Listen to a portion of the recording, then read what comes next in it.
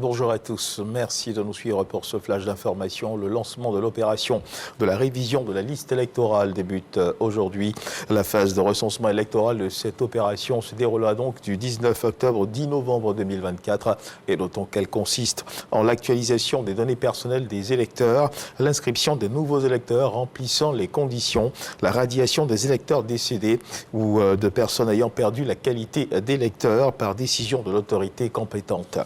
Après Bingerville, Anyama et Grand Bassam, c'est au tour de Songon d'être desservi par la Société des Transports abidjanais, la SOTRA. Cette ville du Grand Abidjan est en excroissance et bénéficie des infrastructures de développement, dont les routes et aujourd'hui les services publics de transport urbain. Des retombées de la politique sociale du président Alassane Ouattara, saluées par les populations de Songon. À ses têtes en présence du Premier ministre Robert Peucré-Mambé, notons que 2 lignes desserviront cette commune, la ligne urbaine 062 et la navette 725. Nous y reviendrons assurément dans nos prochaines éditions. Un festival de farine pour lancer officiellement le mois d'octobre, mois du consommé local. Une initiative de l'UMOA qui vise à promouvoir les produits locaux. À l'occasion, le CNLVC, le Conseil national de lutte contre la vie chère, prévoit une multitude d'activités dans le cadre de la sensibilisation pour des habitudes nouvelles. Consommons ce que nous produisons. C'est le maître mot de cette sensibilisation qui va durer tout le long du mois d'octobre. Reportage de Michel Mambo-Sogodogo.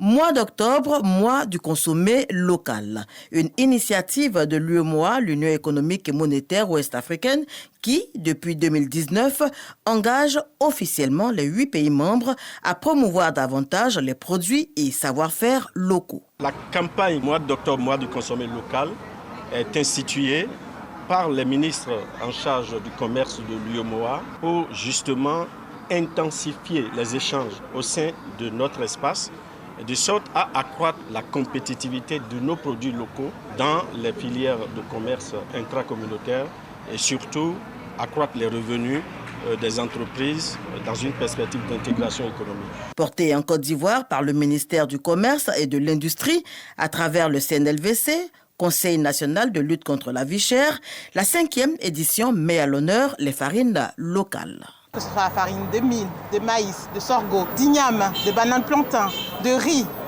Toutes ces farines sont totalement, non seulement disponibles, à des prix qui restent accessibles, mais qui peuvent totalement s'incorporer dans des recettes de boulangerie, de pâtisserie, pour qu'on puisse utiliser toutes ces farines qui viennent du travail, du savoir-faire de nos artisans, de nos paysans, de nos agrotransformatrices.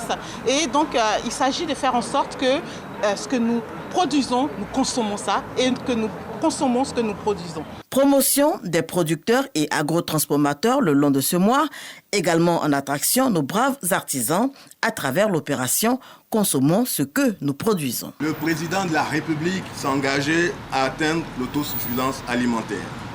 C'est pourquoi nous travaillons à rémunérer davantage les efforts de nos producteurs en faisant le choix des produits locaux. Ce choix nous permettra de participer à la création d'emplois pour les jeunes et les femmes dans les filières agricoles, industrielles et commerciales, de contribuer à réduire les émissions carbone dues au transport de marchandises, de réduire les déchets plastiques servant d'emballage pour la plupart des produits importés, mais aussi et surtout de profiter de produits frais, riches en nutriments et à des prix abordables. Mois d'octobre, mois du consommé local, une invite à redécouvrir la richesse de notre patrimoine culinaire et artisanal tout en soutenant l'économie locale. Et dans l'actualité internationale, les élections législatives et locales au Tchad ne seront pas reportées. Elles sont maintenues au 29 décembre. Plusieurs s'attendaient à un report de ces scrutins, mais le président Mahamat Idriss Déby a finalement convoqué hier les chefs des partis politiques pour leur annoncer le maintien des élections législatives et locales au 29 décembre prochain. Notons qu'il y a quelques jours, une partie de l'opposition tchadienne avait annoncé officiellement qu'elle boycotterait le scrutin. La décision a été prise dans le cadre des assises organisées le samedi dernier par une quinzaine de formations politiques tchadiennes qui estiment que les conditions ne sont pas réunies pour participer à ces élections. Et toujours dans l'actualité internationale, on note qu'un tribunal italien a invalidé hier vendredi la rétention dans des centres albanais des premiers demandeurs d'asile que Rome y a transféré cette semaine, chargé par la préfecture de la capitale de se prononcer sur ces premiers transferts.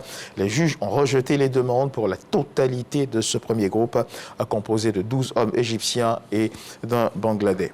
Et on termine ce tour de l'actualité internationale avec cette information. Le Premier ministre libanais Najib Mikati a fermement dénoncé hier vendredi ce qu'il qualifie d'ingérence flagrante de l'Iran dans les affaires libanaises. Cette déclaration fait suite à des commentaires d'un responsable iranien affirmant que Téhéran était prêt à négocier un cessez-le-feu au Liban, une situation qui a exacerbé les tensions déjà vives entre le Liban et Israël.